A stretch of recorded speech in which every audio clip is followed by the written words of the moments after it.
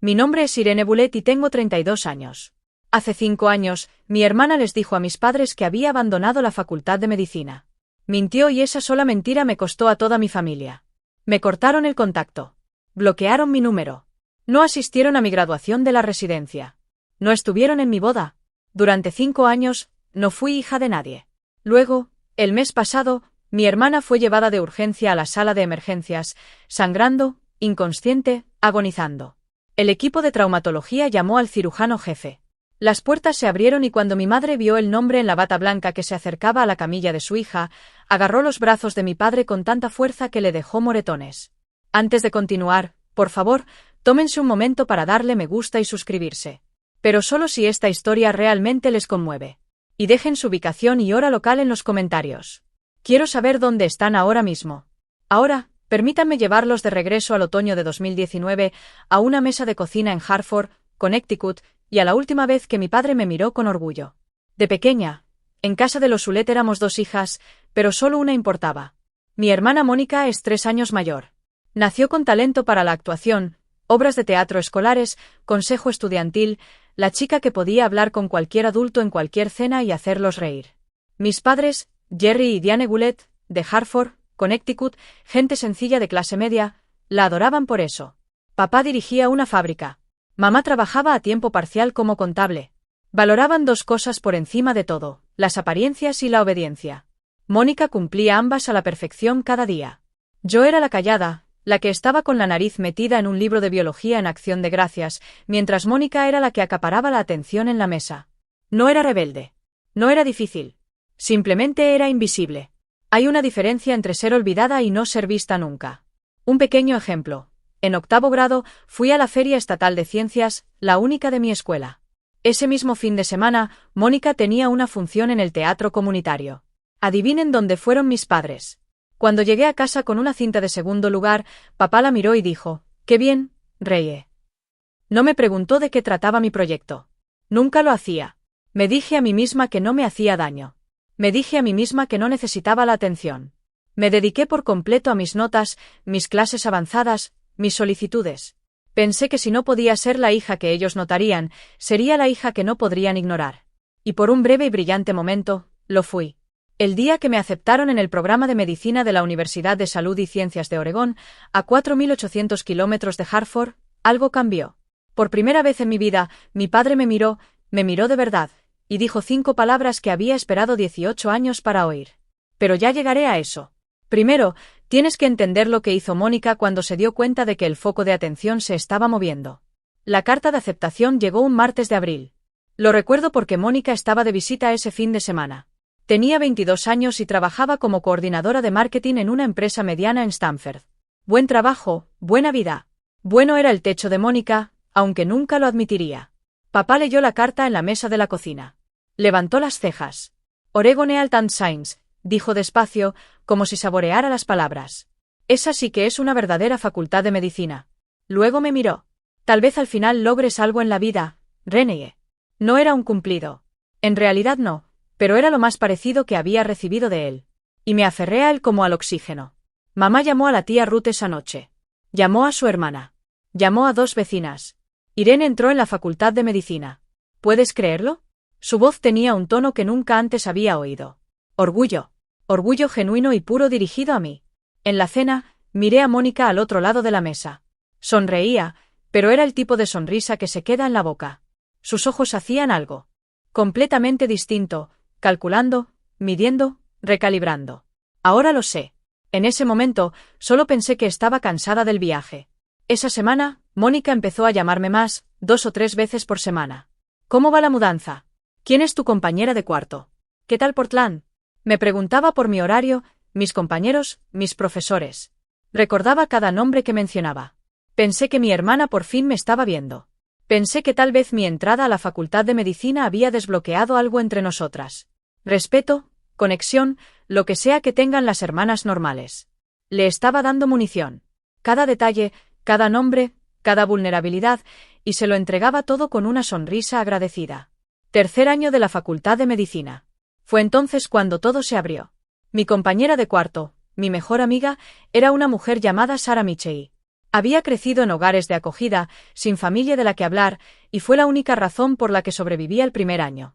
Una vez llamé a casa durante una semana de exámenes de anatomía brutales, y mamá me dijo: «No puedo hablar, reiné. Mónica está teniendo un día difícil en el trabajo».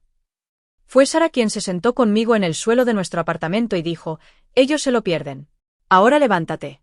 Tenemos cadáveres que memorizar». A Sara le diagnosticaron cáncer de páncreas en etapa 4 en agosto de mi tercer año. Sin familia, sin red de apoyo, solo yo. Fui a la oficina del decano a la mañana siguiente, expliqué la situación. Aprobó una licencia formal, un semestre, estatus de cuidadora, papeleo presentado, plaza reservada. Volvería en enero. Todo estaba documentado, todo legítimo. Me mudé a la habitación de invitados del apartamento de Sara, la llevé a quimioterapia, le tomé la mano en la sala de oncología a las 3 de la mañana cuando el dolor se volvió tan fuerte que no podía respirar. Llamé a Mónica para contárselo. No sé por qué. Tal vez todavía creía que era la hermana que había estado fingiendo ser. Le conté sobre Sara, sobre la licencia, sobre el plan de regresar en primavera. La voz de Mónica era melosa. «Oh, Dios mío, Reye, lo siento mucho. Tómate todo el tiempo que necesites». No le diría ni una palabra a mamá y papá. Sé que solo se preocuparían. 3 días después, llamó a nuestros padres. No sé las palabras exactas que usó esa noche. No me enteraría de la magnitud de su mentira hasta 5 años después, cuando se desmoronó en el lugar que ninguno de nosotros esperaba. Pero el daño fue instantáneo. La llamada llegó a las 11 de la noche. Estaba sentado en una silla de plástico junto a la cama de hospital de Sara. Había tenido una mala reacción a la última ronda de quimioterapia y la habían ingresado durante la noche. Mi teléfono se iluminó. «Papá, tu hermana nos lo contó todo». Su voz era monótona, gélida, la deserción, el novio, todo. «Papá, eso no es». Mónica nos mostró los mensajes. Nos mostró pruebas. Apoyé la mano contra la pared para tranquilizarme. «¿Qué mensajes? ¿Qué pruebas?» «Papá, estoy en un hospital ahora mismo. Estoy cuidando a mi amiga». Mónica dijo que dirías exactamente eso. Una pausa. Dijo que tendrías una historia preparada. Mi madre se puso al teléfono. Su voz temblaba. «¿Cómo pudiste mentirnos durante todo un año?» «Irene». «Mamá, por favor escúchame. Solicité una licencia. Puedo mostrarte los papeles. Puedo darte el número del decano». «Basta. Papá, otra vez. No llames a esta casa hasta que estés listo para decir la verdad. Ya has avergonzado bastante a esta familia». La llamada se cortó. Me senté en el suelo del hospital durante 20 minutos. El suelo de Sara sonaba al otro lado de la cortina. La pantalla de mi teléfono seguía mostrando la duración de la llamada. 4 minutos y 12 segundos. Eso fue lo que tardaron mis padres en borrarme. 20 minutos después, un mensaje de texto de Mónica. «Lo siento, René. Tenía que decírselo. Ya no podía guardar tu secreto». No lo sentía. Acababa de ejecutar el golpe más preciso de su vida, y lo había hecho. Con un emoji de corazón roto como firma. Estaba a 3000 metros de Hartford. Tenía $46 en mi cuenta corriente y acababa de convertirme en hija de nadie. Lo intenté. Necesito que lo sepas. Intenté todo lo que pude desde 3000 metros de distancia, sin dinero y con una amiga moribunda en la habitación de al lado. Durante los siguientes 5 días, llamé a mis padres 14 veces. Las 3 primeras llamadas fueron al buzón de voz. A la cuarta, el número de papá estaba bloqueado. Mamá me bloqueó 2 días después. Envié 2 correos electrónicos, uno corto y otro largo. El largo tenía adjunta la documentación de mi permiso de ausencia en formato PDF. Incluí el número de teléfono directo del decano. Incluí el nombre del oncólogo de Sara. Les di todas las pruebas que una persona razonable necesitaría. Ninguno de los correos obtuvo respuesta. Escribí una carta a mano. La envié por correo prioritario desde Portland. 5 días después, regresó. De vuelta al remitente sin abrir. Reconocí la letra de mi madre en el sobre. Llamé a la tía Ruth, la hermana menor de papá, la única persona en nuestra familia que alguna vez me había tratado como si importara por igual. Ruth llamó a papá esa misma noche. Lo sé porque me devolvió la llamada. 40 minutos después, con la voz quebrada. Me dijo que no me metiera, cariño. Dijo: «Te lo buscaste». Ruth intentó contarle sobre la licencia. Papá le colgó. 5 días, 14 llamadas, 2 correos electrónicos, una carta, un intermediario, todo. Cada intento rechazado, bloqueado o devuelto. Y esto fue lo que lo selló. Esto no era nuevo. Este era el patrón de toda mi vida, comprimido en su forma más brutal. Cada feria de ciencias a la que faltaban. cada recital que olvidaban. Cada vez que la versión de Mónica de los hechos era aceptada sin cuestionamientos, mientras que la mía era rechazada, esta era solo la iteración final y más estridente. Al sexto día, dejé de llamar. No porque me rindiera, sino porque me di cuenta de que habían elegido hacía mucho tiempo. Mónica simplemente les dio permiso para dejar de fingir. Sara murió un domingo por la mañana de diciembre. En silencio. Solo el pitido del monitor apagándose y la pálida luz invernal a través de la ventana del hospicio. Yo era la única en la habitación. Nadie de mi familia llamó. Nadie lo sabía. Una persona a la que se lo conté, Mónica, estaba demasiado ocupada cuidando la mentira que había sembrado como para importarle que la razón de mi permiso de ausencia simplemente hubiera dejado de respirar. Organicé un pequeño funeral. Vinieron 6 personas. La antigua hermana de acogida de Sara condujo desde Eugene. Un par de compañeros de clase, una enfermera de la sala de oncología que le había tomado cariño. Me paré al frente de una capilla con capacidad para 60 personas y leí un elogio fúnebre ante filas de bancos vacíos. No lloré. No porque no estuviera destrozada, sino porque llevaba 3 meses llorando sin parar y ya no me quedaba nada. Esa noche, me senté sola en el apartamento de Sara, nuestro apartamento. Su taza de café seguía en la encimera, su chaqueta seguía colgada junto a la puerta. Abrí mi portátil y me quedé mirando la solicitud para reinscribirme en el semestre de primavera. Entonces la encontré dentro del ejemplar de anatomía de Gray de Sara, nuestra broma recurrente. Había marcado el capítulo del páncreas con una nota adhesiva amarilla que decía, grosero era una tarjeta. Su escritura temblorosa pero firme. Termina lo que empezaste, Irene.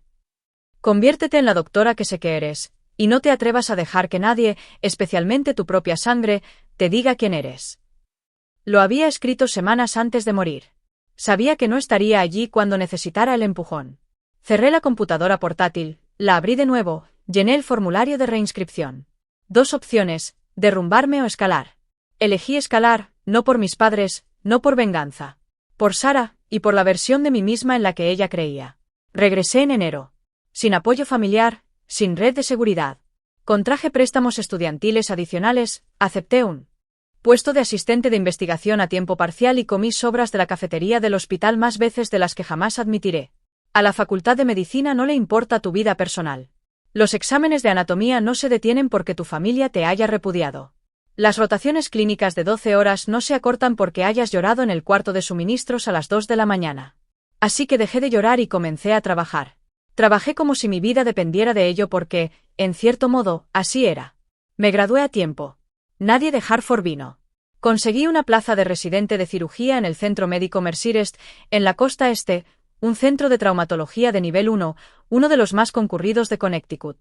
Allí conocí a la doctora Margaret Thornton McGee, de 58 años, jefa de cirugía emérita, con una complexión robusta, como un cable de acero envuelto en una bata de laboratorio.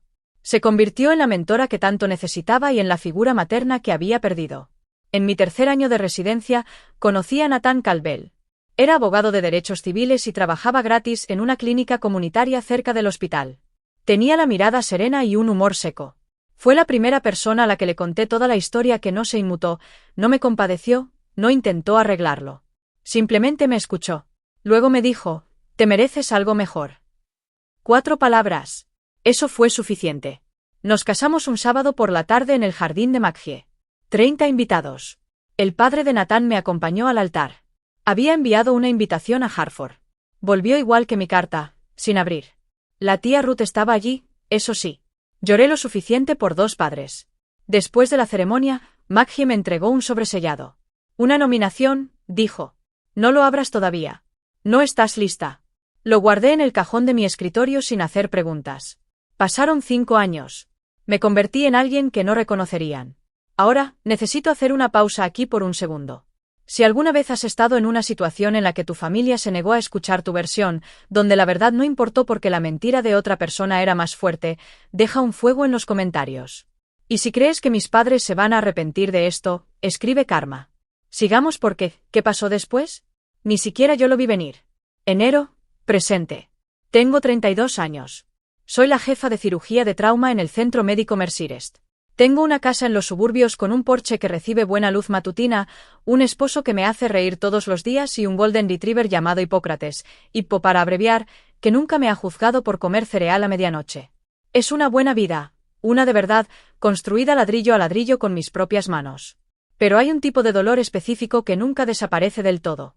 Vive en el espacio vacío entre las costillas, justo donde se supone que debería estar una familia. Ya no me despierto llorando. Ya no reviso mi teléfono esperando un prefijo de Hartford, pero cada día de Acción de Gracias hay un momento, solo un destello, en el que pongo la mesa y cuento los platos y siento la ausencia como un miembro fantasma. La tía Ruth todavía llama todos los domingos. Ella es mi conexión con ese mundo. Nunca pregunto por ellos, pero siempre escucho cuando ella da información voluntariamente. Mamá y papá están sanos. Mónica se divorció hace 2 años. Ahora vende dispositivos médicos. No se me escapa la ironía. La semana pasada, Ruth llamó con algo diferente en su voz. Cautelosa. Irene, hay algo que necesito contarte sobre Mónica. Algo preocupante. Antes de que pudiera terminar, sonó mi busca del hospital. Activación de trauma. Le dije a Ruth que la llamaría de vuelta. Nunca tuve la oportunidad porque lo que Ruth intentaba decirme ya en camino. Bajando a toda velocidad por la enero del 91 a 60 millas por hora en un sedán que estaba a punto de pasarse un semáforo en rojo. Y en menos de 1 hora, lo que Ruth me advertía estaría sobre mi mesa de operaciones, desangrándose con mis padres en la sala de espera y mi nombre en la historia. Clínica. Simplemente aún no lo sabía. Permítanme retroceder. Porque lo que hizo Mónica no fue una sola mentira. Fue una campaña. Ruth me había estado dando piezas a lo largo de los años, a regañadientes, cuidadosamente, como si estuviera desactivando una bomba cable por cable. Y la imagen que pintó era peor de lo que había imaginado. Durante 5 años, Mónica mantuvo la narrativa. En cada día de Acción de Gracias, cada Navidad, cada reunión familiar, ella representaba el papel de la hermana mayor afligida. Realmente no hablamos de Irene, les decía a los primos. Es demasiado doloroso para mamá y papá. Ella sacudía la cabeza, bajaba la voz, dejaba que el silencio hiciera el trabajo. Pero no se detuvo en el silencio. Añadió detalles. Le dijo a nuestra abuela que yo no tenía hogar. Le dijo a la esposa del tío Pete que había oído de amigos en común que yo entraba y salía de rehabilitación. Le dijo a nuestra madre en Nochebuena hace 2 años que había intentado contactarme y que yo me había negado, que yo era quien les había cortado la comunicación. Le dio la vuelta a toda la historia. Dijo que en Acción de Gracias, Ruth me dijo una vez, con la voz tensa por la furia, le rogué a Irene que volviera a casa. Ni siquiera contesta mis llamadas. Creo que nos odia. Mientras tanto, yo estaba en el 3er piso de un quirófano salvando la vida de un adolescente. La genialidad de todo esto, y usé esa palabra con asco, era que Mónica no necesitaba que mis padres me olvidaran. Necesitaba que creyeran que yo los había abandonado. De esa manera, su dolor se convirtió en prueba. Su silencio se justificó, y ella siguió siendo exactamente lo que siempre había sido, la hija leal, la única que se quedó. Ella no los estaba protegiendo. Estaba protegiendo su posición. Y había algo más que Ruth me contó, algo que no supe hasta mucho después y que oscureció aún más el panorama. Pero ya llegaré a eso. Nathan me lo contó una mañana hace 6 meses mientras tomábamos café. Lo había estado guardando durante 2 años. Hay algo que no te he contado, dijo, dejando la taza con cuidado, como suele hacer cuando está a punto de dar malas noticias con su voz de abogado. Hace 2 años, recibí una llamada de recursos humanos de tu antiguo hospital. Alguien con un nombre falso se había puesto en contacto con ellos preguntando por la situación laboral de Irene Oulet. Querían saber si alguna vez te habían sancionado, si tus credenciales eran legítimas. Lo miré fijamente. ¿Quién? Hice que un colega rastreara la consulta. La dirección IP correspondía a Hartford. La cocina se quedó en silencio. La cola de Epo golpeaba contra el suelo. La cafetera silbó. Estaba intentando encontrar algo, dije. Cualquier cosa, confirmó Nathan. Cualquier cosa que pudiera usar para mantener viva la historia, para demostrar que eras un fraude. Ella no encontré nada. No, porque no hay nada que encontrar. Apreté las manos alrededor de mi taza. Podía sentir el calor traspasando la cerámica. No solo mintió sobre mí una vez, Nathan. Me ha estado cazando. Extendió la mano sobre la mesa y puso la suya sobre la mía. Eso no es rivalidad entre hermanos, Irene. Eso es algo completamente distinto. Tenía razón. Mónica no había dicho una mentira y seguido adelante. Había construido una arquitectura de engaño. Muros de carga, vigas reforzadas, y había pasado 5 años asegurándose de que ninguna se agrietara. Cada historia de vacaciones, cada rumor susurrado, cada pregunta falsa era otro ladrillo. Podría haber hecho algo entonces. Llamar a un abogado, confrontar a mis padres, sacar todo a la luz, pero no lo hice porque la vida estaba a punto de hacerlo por mí de la manera más brutal, pública e irónica imaginable. Y comenzó con un busca a las 3 de la mañana, jueves por la noche, enero, 3 y 7 de la madrugada. El busca me sacó de un sueño profundo. Nathan se movió a mi lado, murmuró algo. Epeo levantó la cabeza del pie de la cama. La pantalla brillaba en la oscuridad. Trauma de nivel 1. VCM, mujer soltera, 35. Trauma abdominal cerrado. Hemodinámicamente inestable. ETA 8 minutos. Estaba vestida en 4 minutos. Conduciendo en 6. Las carreteras estaban vacías y mojadas. Ese tono particular de negro que te da enero en Connecticut. Repasé el caso en mi cabeza como siempre lo hago. Mecanismo de lesión. Probable afectación de órganos, opciones quirúrgicas, colisión de vehículos motorizados, trauma abdominal cerrado, signos vitales inestables, probable ruptura esplénica, posible laceración hepática. Había hecho esta cirugía 100 veces. Entré por la entrada de la bahía de ambulancias y caminé directamente a la sala de trauma. Mi equipo ya se estaba reuniendo. 2 residentes, una enfermera de trauma, anestesia en espera. Tomé el iPad de admisión de la estación de enfermeras a cargo y deslicé el dedo hasta la historia clínica de la paciente entrante. Paciente Mónica Dulet, DO 14 de marzo, 1990. Contacto de emergencia, Gerald Ulet, padre. Dejé de caminar. El ruido del pasillo, el pitido, el intercomunicador, el chirrido de los zapatos sobre el linoleum, todo se desvaneció como una marea. Durante 2 segundos, tal vez 3, no fui cirujano. Era un joven de 26 años sentado en el suelo de un hospital en Portland, con el teléfono aún caliente en la mano, escuchando el tono demarcado. El doctor Ulet, mi enfermera jefa, Linda, apareció a mi lado. ¿Estás bien? Levanté la vista, parpadeé, dejé el iPad. Estoy bien. Sala de preparación 2 y localicen al doctor Patel. Lo quiero en espera. La sirena de la ambulancia sonó a lo lejos, acercándose. Y detrás de esa ambulancia, supe antes de poder verlos que había 2 personas a las que no había visto en 5 años. Las puertas de la ambulancia se abrieron un poco y la camilla llegó rápidamente. Mónica estaba atada, inconsciente, la máscara de oxígeno se empañaba con respiraciones superficiales, sangre en la camisa, una mano colgando inerte de la barandilla lateral. Los paramédicos recitaban números, la presión arterial bajaba, el ritmo cardíaco subía, 2 grandes vías intravenosas estaban abiertas. Detrás de ellos, corriendo, venían mis padres. Mi madre parecía haber envejecido una década, el pelo más ralo, el rostro demacrado. Llevaba una bata de baño, las zapatillas en los pies equivocados.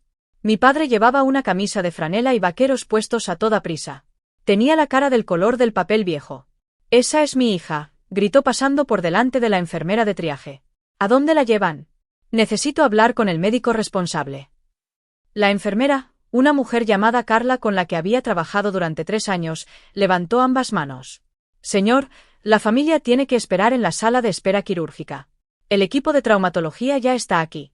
El jefe se está encargando personalmente de esto». «¿El jefe?» Papá agarró el brazo de Carla. «Tráeme al jefe ahora».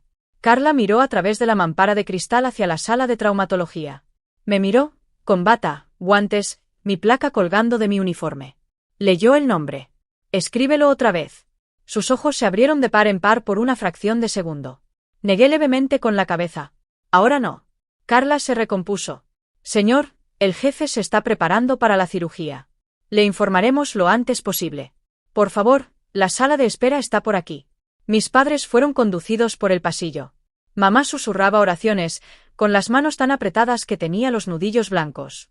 Papá seguía volviéndose, mirando por cada ventana que pasaba. «Es todo lo que tenemos», dijo sin dirigirse a nadie en particular. «Por favor, es todo lo que tenemos». Lo oí a través del cristal divisorio. Cada palabra. «Es todo lo que tenemos». Como si yo nunca hubiera existido. Entré sola en la sala de preparación quirúrgica. 30 segundos. Eso fue todo lo que me permití. Abrí el grifo, dejé que el agua caliente corriera sobre mis manos, me miré en el espejo de acero inoxidable sobre el lavabo, distorsionada, deformada. Así es como me sentía ahora. Gorro quirúrgico puesto, placa visible, el rostro de una mujer que había sido quirúrgicamente extirpada de su propio árbol. Genealógico. Ahora le pedían que salvara quirúrgicamente a la mujer que sostenía la sierra. Una parte de mí quería salir, llamar a Patel, dejar que alguien más se encargara de esto. Que mis padres le debieran la vida de su hija a un desconocido, no a mí. Eso sería más limpio, más simple. Pero había una mujer en esa mesa con el bazo roto y lo que parecía una laceración hepática de grado 3. Estaba perdiendo sangre más rápido de lo que podíamos reponerla. Iba a morir en los próximos 30 o 40 minutos si el mejor cirujano de este edificio no la operaba. Y el mejor cirujano de este edificio era yo. Llamé directamente a Patel. Tengo un conflicto de intereses. La paciente es un familiar. Lo estoy revelando ahora y documentando en la historia clínica. Si en algún momento mi juicio se ve comprometido, usted toma la iniciativa. Sin preguntas. La voz de Patel era firme. Entendido, jefe. Le dije a Linda que anotara la revelación en el registro de enfermería. Todo según el protocolo, todo por escrito. Luego me puse guantes nuevos, pasé por las puertas de quirófano y miré la mesa. El rostro de mi hermana aún magullado, la máscara de oxígeno empañada y despejada. Parecía más pequeña de lo que la recordaba, más delgada. Tenía líneas de preocupación alrededor de los ojos que no estaban allí hace 5 años. Durante 3 segundos no era la mujer que destruyó mi vida. Era un cuerpo en mi mesa. Y así era exactamente como necesitaba que fuera. Vamos. Bisturí. 3 horas y 40 minutos. Eso fue lo que tardó en reconstruir lo que la columna de dirección y la luz roja habían destrozado. Bazo roto. Lo sacamos. Laceración hepática de grado 3. La reparamos con suturas de precisión, capa por capa minuciosamente. Hemorragia interna de 2 vasos mesentéricos separados, pinzados, cauterizados, controlados. No hablé a menos que fuera necesario. Aspiración, pinza, almohadilla de regazo, retracción.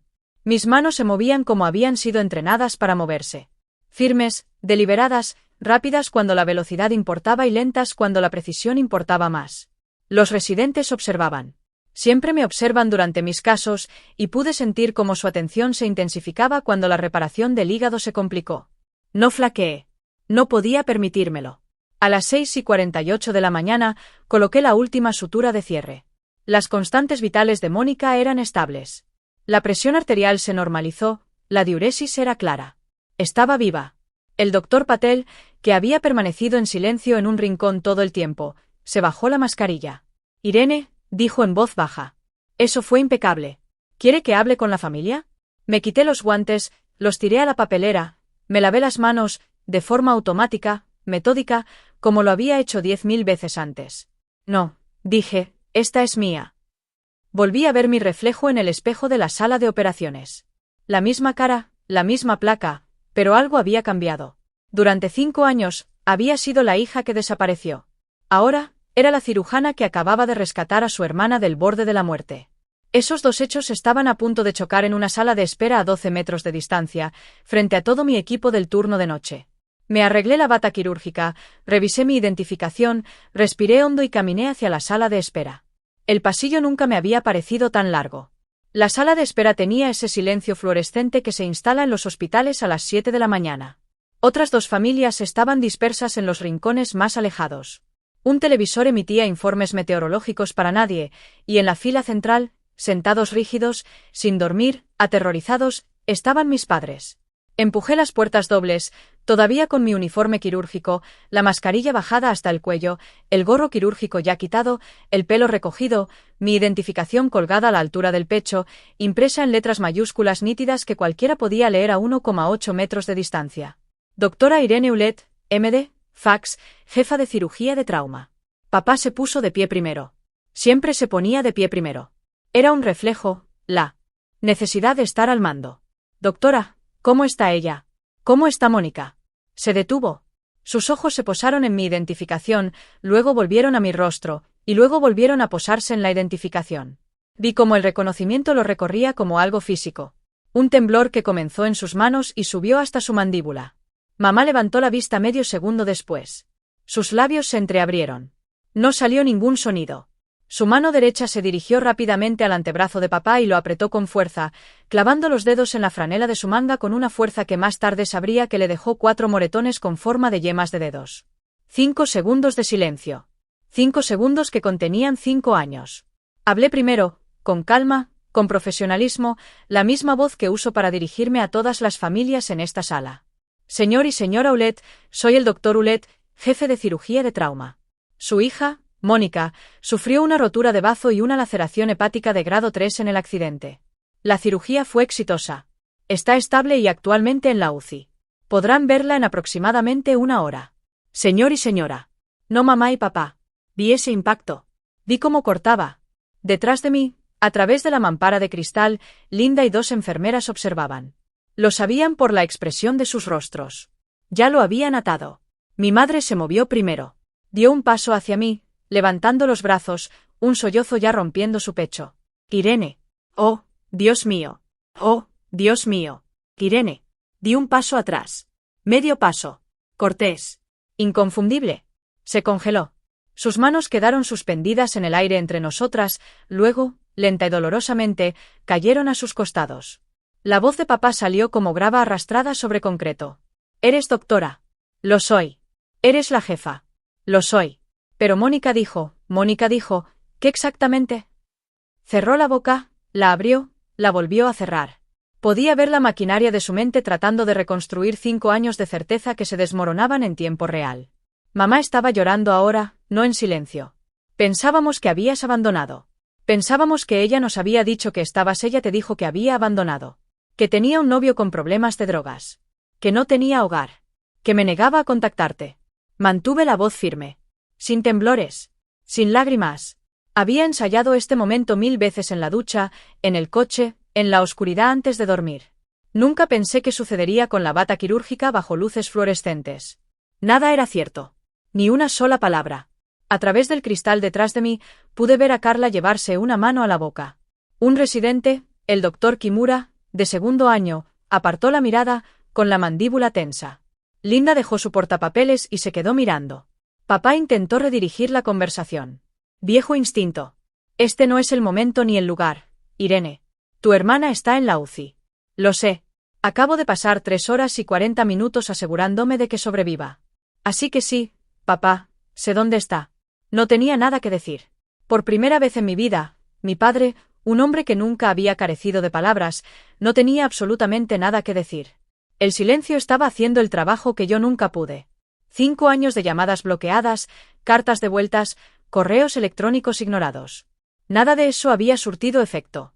Pero estar aquí, viva y realizada, y llevar la prueba en mi pecho, eso hablaba más alto que cualquier cosa que pudiera haber escrito en una carta. Mamá se apoyó en el respaldo de una silla para estabilizarse. «Las cartas», susurró. «Dijiste que enviaste cartas». 2 correos electrónicos con mi solicitud de permiso adjunta. Una carta manuscrita enviada por correo prioritario. La devolviste sin abrir. Reconocí tu letra en el sobre. Se llevó el puño a la boca. Papá miró al suelo. Llamé 14 veces en 5 días. Le pedí a la tía Ruth que hablara contigo. Le dijiste que no se metiera. No estaba acusando. Estaba recitando. Estos eran hechos. Y los hechos no necesitan volumen. Entonces Linda apareció en la puerta. No sabía la historia completa. Todavía no. Pero tenía asuntos del hospital. Doctor Ulet, lamento interrumpir. El presidente de la Junta vio el registro de trauma de la noche. Me pidió que se lo transmitiera. El comité de selección del médico del año envía sus felicitaciones por el resultado quirúrgico de esta noche. Linda lo dijo como diría cualquier cosa rutinaria. No tenía idea de que acababa de detonar una segunda bomba. Mamá me miró, ojos hinchados, rímel corrido, bata todavía puesta. Médico del año. Es un reconocimiento interno. No es nada. Me volví hacia Linda. Gracias. Necesito revisar los signos vitales postoperatorios. Disculpe. Caminé hacia el pasillo de la UCI, pasos medidos, columna recta. No miré hacia atrás, pero oí la voz de mi madre detrás de mí, pequeña y quebrada. Jerry, ¿qué hemos hecho? Y oí algo que nunca antes había oído. Mi padre sin decir nada. Porque el silencio, por primera vez, era lo único honesto que le quedaba. 4 horas después, UCI, habitación 6, el monitor emitiendo pitidos rítmicos, la luz de la mañana filtrándose por las persianas. Entré para la evaluación estándar posterior a la cirugía. Signos vitales, salida de drenaje, revisión de la herida, rutina, excepto que nada en esto era rutinario. Los ojos de Mónica estaban abiertos, vidriosos, desenfocados por la anestesia, pero abiertos. Parpadeó mirando al techo, parpadeó mirando el soporte del suero. Luego su mirada se dirigió hacia mí. Entrecerró los ojos. Lee mi placa. Léela otra vez. El color desapareció de su rostro de una manera que he visto antes, pero solo en pacientes a quienes les acaban de decir que su pronóstico es malo. Irene. Su voz era como papel de lija. Buenos días, Mónica. Soy tu cirujana de guardia. Sufriste una rotura de bazo y una laceración hepática de grado 3 por el accidente. La cirugía salió bien. Te vas a recuperar completamente. Eres médico, no una pregunta, sino un ajuste de cuentas. Soy el jefe de este departamento. Lo he sido durante 2 años. Vi suceder el mismo espectro por el que pasó papá, pero más lento porque Mónica lo estaba procesando a través de un goteo de morfina y lo que sospecho que era un terror incipiente. Confusión primero, luego incredulidad, luego miedo, y luego ahí estaba. La expresión que había visto toda mi vida, el rápido destello detrás de los ojos, cálculo. Incluso ahora, acostada en una cama de hospital con mis suturas sosteniendo su hígado, Mónica estaba tratando de averiguar cómo darle la vuelta a esto. Irene, escucha. Puedo explicarlo. No necesitas explicarme nada. Asentí hacia la puerta de cristal donde 2 figuras estaban en el pasillo observando, rostros destrozados, ojos rojos. Necesitas explicárselo a ellos. Actualicé su historial, revisé el drenaje, me fui sin decir una palabra más. No me quedé para escuchar lo que pasó después, pero todo el piso de la UCI lo escuchó. La habitación de Mónica no estaba insonorizada, y la verdad tampoco. Bien, tengo que parar aquí un segundo. ¿Qué creen que Mónica les dijo a mis padres cuando entraron a esa habitación de la UCI? Opción A, finalmente dice la verdad. Opción B, insiste en la mentira. Opción C, vuelve a hacerse la víctima. Dejen su respuesta en los comentarios. Y si aún no se han suscrito, ahora es el momento porque la siguiente parte de la historia es donde todo se derrumba. Me enteré de lo que pasó por Linda, quien lo escuchó de la enfermera de la UCI que lo escuchó a través del cristal. Si adivinaron la opción C, felicidades. Conocen a mi hermana. En el momento en que mis padres entraron, Mónica comenzó a llorar. Grandes sollozos que le arrancaron los puntos y hicieron que el monitor cardíaco se disparara. Mamá, papá, tienen que creerme. Nunca quise que llegara tan lejos. Estaba asustado por ella. Papá estaba de pie al pie de la cama. Su voz apenas se podía controlar. Mónica Irene es cirujana. Es la jefa de cirugía de trauma en este hospital. No lo sabía. Dijo que envió cartas, correos electrónicos. Llamó 14 veces. Le pidió a Ruth que interviniera. La voz de mamá era plana, hueca. ¿Es eso cierto? Está exagerando. Ya sabes cómo Ruth intentó contarnos. Papá otra vez, y esta vez su voz se quebró. No por tristeza, sino por el colapso estructural de todo lo que había creído durante 5 años. Hace 2 años, Ruth llamó y dijo que Irene estaba haciendo la residencia, que era cirujana. Nos dijiste que Ruth estaba mintiendo, que solo estaba tratando de causar drama. Ruth no sabe toda la historia. ¿Cuál es la historia completa, Mónica? Mamá, gritando en una UCI. La enfermera en la estación de afuera se estremeció. 2 habitaciones más allá, el visitante de un paciente levantó la vista de su teléfono, y Mónica retrocedió a una esquina, vías intravenosas en ambos brazos, mis suturas en su abdomen, hizo lo que siempre hace. Pasó de la defensa al ataque. Bien, es doctora. Bien por ella. Pero abandonó a esta familia. Nunca llamó porque bloqueamos su número, Mónica. La mano de papá estaba en la barandilla de la cama, los nudillos blancos. ¿Por qué nos lo dijiste? El monitor cardíaco pitó. La vía intravenosa goteaba. Y Mónica, quizás por primera vez en su vida adulta, no tenía un guión. La tía Ruth entró en la UCI a las 9:45 de esa mañana. La había llamado desde la sala de preparación quirúrgica después de la cirugía, no para invocarla como un arma, sino porque Mónica también era su sobrina, y Ruth merecía saberlo. Pero Ruth llegó preparada. 5 años de silencio hacen eso a una mujer con un sistema de archivo y una memoria prodigiosa. No se sentó, no abrazó a nadie. Se quedó de pie en medio de la habitación y dijo, he estado esperando 5 años para tener esta conversación, y no voy a esperar ni un minuto más. Sacó su teléfono, abrió una carpeta que había etiquetado. Me enteré después. Prueba de Irene dentro de capturas de pantalla de cada correo electrónico que les había enviado a mis padres en esos primeros días desesperados. El PDF de mi permiso de ausencia de la OSU firmado por el decano y sellado con el sello de la secretaría. Mi confirmación de reinscripción. Una foto de mi graduación de la residencia. Yo con birrete sosteniendo el diploma. La tía Ruth a mi lado. La única familiar en la foto. Extendió el teléfono. Mamá lo tomó con manos temblorosas. Y aquí, dijo Ruth, deslizando el dedo hacia una conversación de texto. Esto es de Mónica, me lo envió hace 4 años. Lo leyó en voz alta. No les cuentes a mamá y papá sobre la residencia de Irene. Solo los confundirá.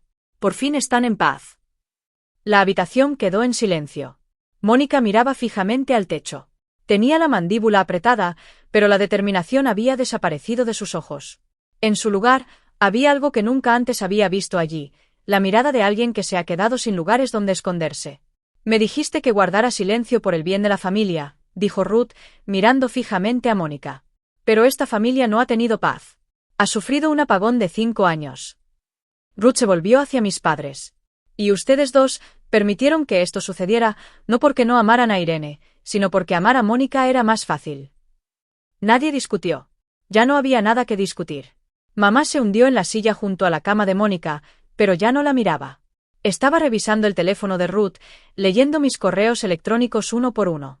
Sus labios se movían mientras leía. Se detuvo en el último, el que le había enviado la noche anterior a mi graduación de la residencia. Sé lo que dice. Lo he releído 100 veces en mi propia carpeta de recuerdos. Mamá, no sé si leerás esto. Hoy me gradué de la residencia. Ojalá estuvieras aquí. Sigo siendo tu hija. Nunca dejé de ser tu hija. Mamá se dobló en la silla, no llorando. Era más que eso. Era el sonido de alguien que se enfrenta al peso de un error que nunca podrá enmendar. Papá estaba de pie junto a la ventana, de espaldas a la habitación, con los hombros temblando. La tía Ruth me dijo después que era la primera vez que veía llorar a su hermano mayor en 62 años. Ni una sola vez. Ni en el funeral de su madre. Ni cuando su negocio casi quebró. Nunca. Lloraba ahora en silencio, mirando al estacionamiento, mientras el monitor pitaba detrás de él. Mónica yacía en la cama. Había dejado de hablar. La vía intravenosa goteaba. Sus ojos estaban fijos en un punto del techo. Ya no había nada que representar. Ningún público que le creería. La personalidad que había llevado durante 35 años estaba hecha pedazos sobre el linoleum, y ni todo le encantó, ni las lágrimas, ni las ingeniosas reformulaciones iban a recomponerla. ¿Te perdiste su boda, Jerry? La voz de Ruth era ahora baja. Agotada. El padre de Nathan la acompañó por el pasillo. ¿Entiendes lo que eso significa? Papá no se apartó de la ventana, pero habló. 4 palabras, bajas y quebradas por el centro. ¿Qué hemos hecho? No era una pregunta. No estaba preguntando. Estaba condenando.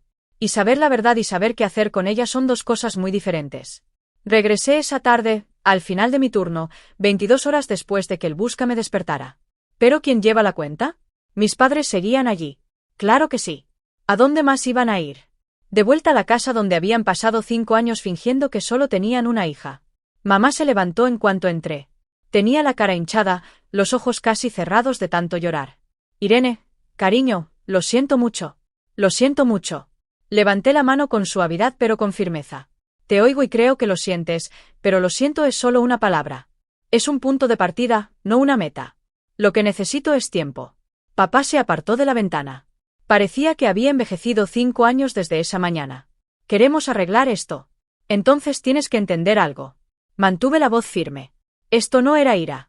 Esto era claridad. El tipo de claridad que solo llega después de haber superado todas las demás emociones.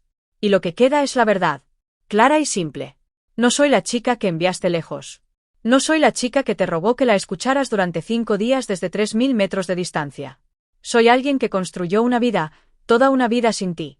Y si quieres ser parte de ella ahora, será en mis términos, no en los de Mónica, no en los tuyos, en los míos. Papá abrió la boca. Viejo reflejo. Luego la cerró y asintió. Un pequeño asentimiento devastado. Miré a Mónica en la cama. Tenía los ojos abiertos, mirándome. Cuando te recuperes, dije, tú y yo vamos a tener una conversación, una de verdad. Pero no hoy. Hoy eres mi paciente. No mezclo las dos cosas. Me fui. Columna recta, pasos medidos. No me di la vuelta. No estoy cerrando la puerta, pero soy yo quien decide cuándo se abre, qué tan grande y quién entra. 2 semanas después, Mónica recibió el alta. Su incisión estaba sanando. El resto de ella, no tanto. Yo elegí el lugar. Una cafetería en Middletown, a medio camino entre su apartamento y mi casa. Terreno neutral. Nathan llegó, pero se sentó en una mesa aparte cerca de la ventana, fingiendo leer informes. No estaba fingiendo. Mónica entró con aspecto de alguien que se había vaciado. Había perdido peso. La cirugía y la falta de alimentación provocan eso. Y la confianza que solía llevar como perfume había desaparecido. Por primera vez en mi memoria, mi hermana mayor parecía tener exactamente su edad. Se sentó, rodeó con las manos una taza de la que no bebió, se quedó mirando la mesa. No hice preámbulos. No voy a gritarte. No voy a enumerar todas tus mentiras.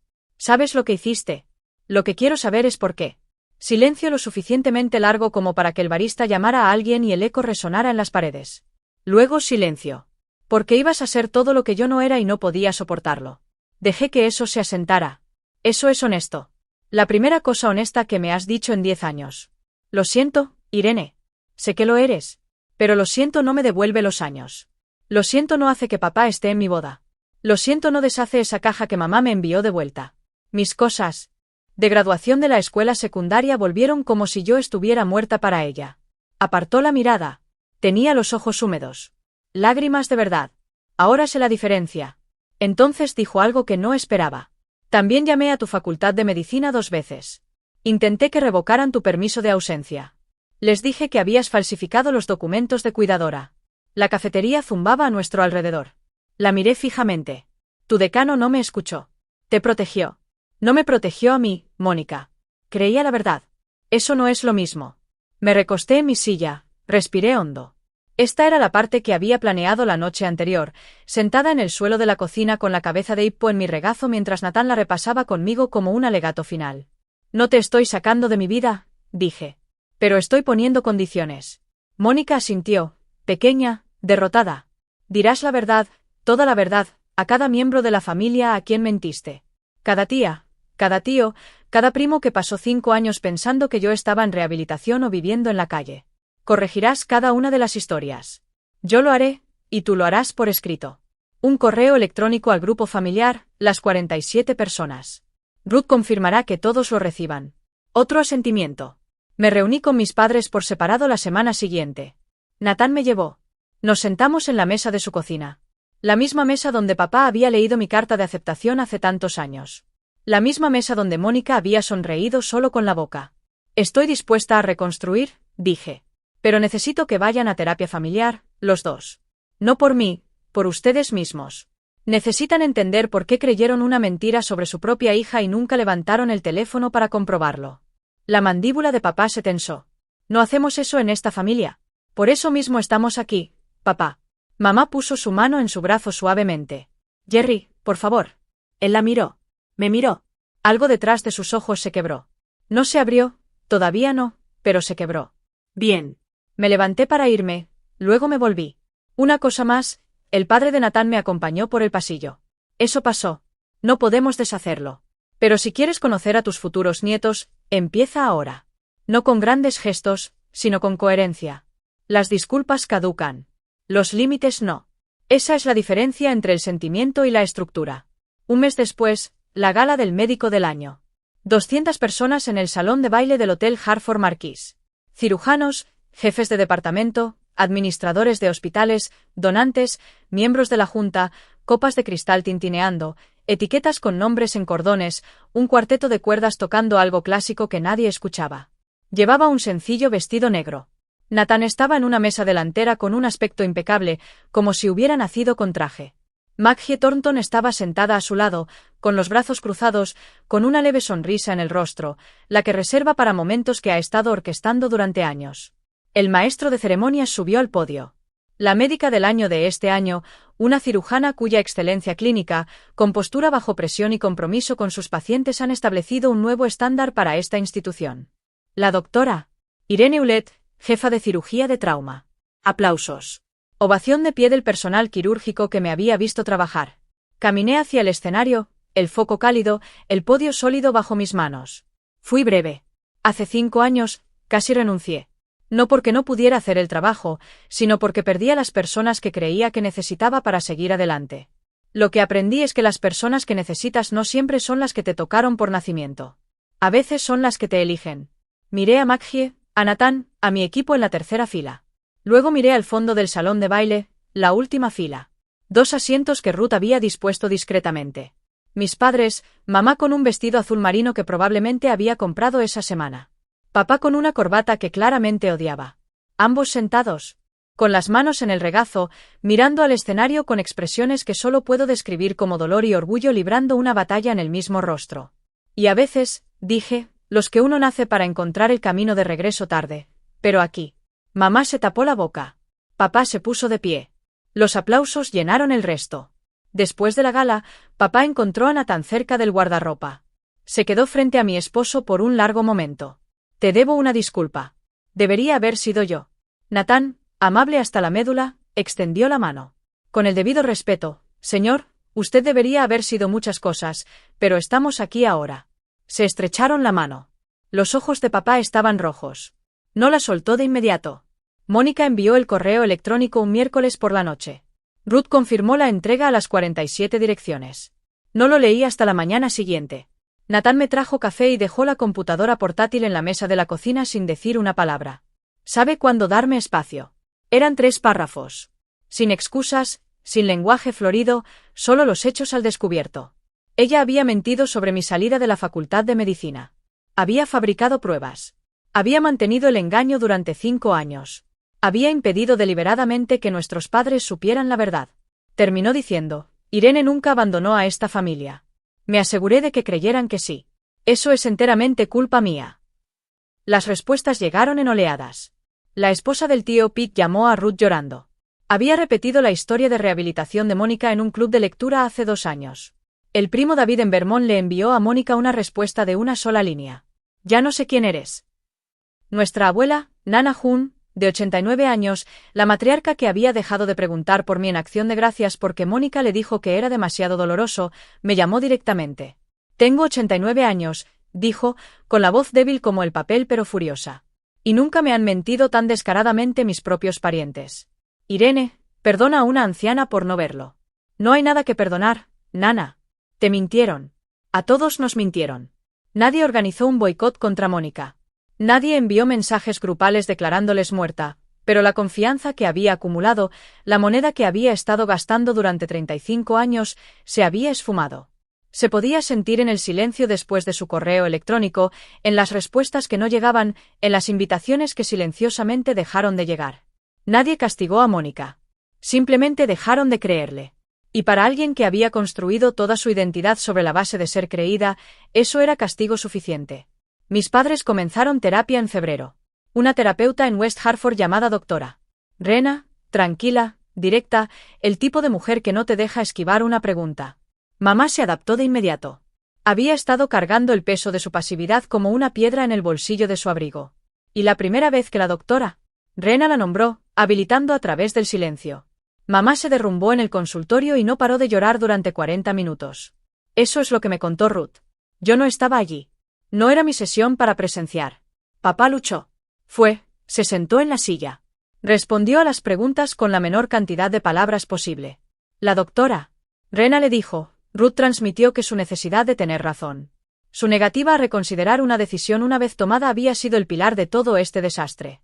Mónica proporcionó la mentira, pero el orgullo de papá la consolidó. No discutió con ella. Esa pudo haber sido la primera señal de cambio. 3 semanas después de comenzar la terapia, mamá me envió una carta manuscrita. La ironía no pasó desapercibida para ninguna de las dos. Te fallé, escribió. No solo cuando te creí, Mónica, sino cada vez que elegí la paz en lugar de la justicia. Cada vez que dejé que el temperamento de tu padre decidiera que era verdad. Cada vez que te vi parada en el umbral, callada y esperando, y me dije a mí misma que estabas bien, porque era más fácil que admitir que no era lo suficientemente valiente para luchar por ti. La leí en la mesa de la cocina. Epo dormía sobre mis pies. Nathan estaba en la habitación de al lado fingiendo no escuchar. No lloré, pero sostuve esa carta durante mucho tiempo. Luego abrí el cajón donde guardo las cosas importantes. La tarjeta de Sara, mis cartas devueltas, la invitación de boda que volvió sin abrir, y la puse dentro. El mismo cajón, otro lado. El progreso no siempre es dramático. A veces es solo reorganizar lo que llevas. Mónica también empezó terapia. La suya, aparte de las sesiones familiares. Lo sé porque Ruth me lo contó y porque Mónica lo mencionó brevemente, torpemente, la segunda vez que nos vimos para tomar un café. Ya hemos tenido 3 de estas reuniones. Cada una corta, cada una rígida, cada una un poco más honesta que la anterior. La primera vez se quedó mirando sus manos y no dijo nada útil. La segunda vez me habló de la terapia. La tercera vez dijo algo que realmente me llegó. No espero que me perdones. Ni siquiera sé si lo merezco, pero quiero que sepas que estoy intentando no ser esa persona más. Tomé un sorbo de mi café, lo dejé, luego muéstrame. Las palabras son baratas en esta familia. Siempre lo han sido. Muéstrame con el tiempo. Ella asintió. No presionó. No actuó. Eso era nuevo. ¿Le creo? Honestamente, no lo sé. He pasado toda una vida leyendo las actuaciones de Mónica y aún no estoy segura de dónde termina su actuación y dónde empieza su verdadero ser. Quizás ella tampoco lo sepa. Quizás para eso sea la terapia. Pero creo en la posibilidad de cambio. Eso es todo lo que puedo ofrecer ahora mismo. Ella lleva mi cicatriz quirúrgica en su cuerpo. 7 en la parte superior izquierda del abdomen, que se desvanecerá de rojo a blanco durante el próximo año. Cada vez que se vista, cada vez que vea su reflejo, verá la marca que dejó la hermana que intentó borrar. La hermana que, cuando más importaba, sostuvo un bisturí con manos firmes y eligió el juramento en lugar de la ira. Llevo su daño en mi memoria. 5 años de silencio, alojados en algún lugar entre mis costillas. Estamos a mano, de la manera más extraña y dolorosa en que dos hermanas pueden estarlo. Y quizás con suficiente tiempo real, sin glamour, constante, encontraremos el camino hacia algo que ni siquiera sea algo mejor, algo nuevo. Estoy sentada en mi oficina en Mercy Crest. Es tarde. El pasillo está en silencio. Esa quietud particular que se respira en los hospitales después de que se van los últimos visitantes y antes de que empiece la energía del turno de noche. Mi placa está en la puerta. Mis diplomas están en la pared, no porque yo necesite verlos, sino porque los residentes sí. En mi escritorio, una foto de boda enmarcada. Nathan, Maggie, la tía Ruth, 30 invitados, un patio trasero a la luz de octubre. No aparecen los padres en la foto, pero sí en la estantería de al lado. Una foto nueva tomada hace 3 semanas. Mamá y papá de pie en el porche de mi casa, con los abrigos puestos, con aspecto algo perdido. Papá tiene las manos en los bolsillos. Mamá está a medio sonreír, esforzándose demasiado, pero intentándolo. Es incómodo. Es imperfecto. Es real. Si estás viendo esto y te ves reflejado en mi historia, ya seas quien fue silenciado o quien lo hizo, quiero decirte algo. La verdad no caduca. No importa si tarda 5 días o 5 años. La verdad tiene una manera paciente de aparecer justo cuando más se necesita.